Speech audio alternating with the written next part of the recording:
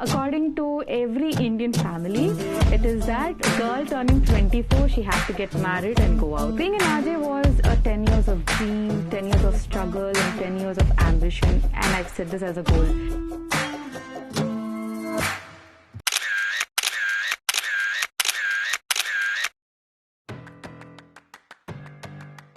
We had this college fest, and we were about 2,000 girls in the college waiting for someone very special.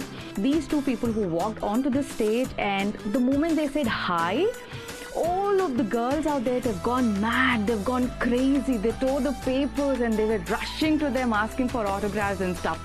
And that's when I realized that they are not just two people, but they are someone who make a lot of difference on radio, and they are RJs.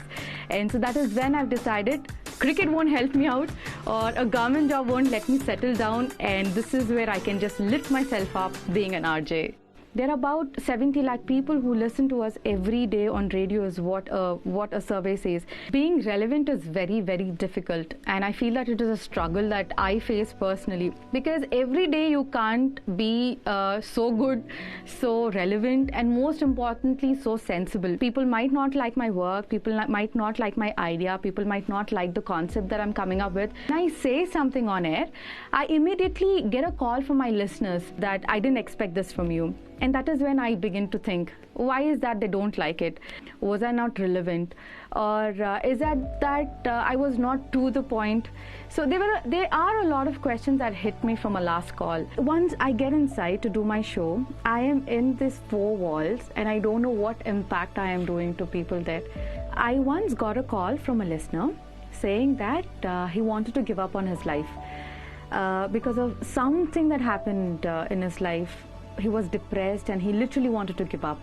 And that's when I decided to sit with him, talk to him, console him first, and then counsel him. Like, this is not the end of it. You can move on, and you have something else to do in your life. You know, you have a different calling in your life, is what I've told him. And I almost forgot. But this guy came back to me after 3 months, bringing me his 2 months of paycheck, saying that I've lost my mother, I've lost my own people, but it was you who stood with me that day. You're like my own sister, you're like my own relative. I wanted to give you my 2 months of paycheck, and I had tears rolling down. And that is when I said, thank you, Father. Thank you so much for putting me in this day, in this situation, that I can change someone's life. I think Jesus really knows what is His purpose towards me, and this is where I am, and this is where I am serving His purpose. I still remember when I told this to my friend that I want to become an RJ. When I had this thing in my head first, he laughed at me, and he literally spoke this on my face, saying that, have you ever seen your face in the mirror? I was devastated. I didn't know what to do. But then I had this verses that was running behind my head, saying that Jeremiah 1:5. So God knew what your purpose is right before He formed you in your mother's womb. And that's when I've decided that may the world come stop me, but God is someone who can never let anything as such happen. Because today, whatever I am, wherever I am, I'm all because of the Lord. And I thank Jesus for this. And talking to you straight, maybe the world comes and puts you down all the time. They might be very harsh and rude to you, saying that you're not fit for anything. Or maybe that, you don't deserve to be here.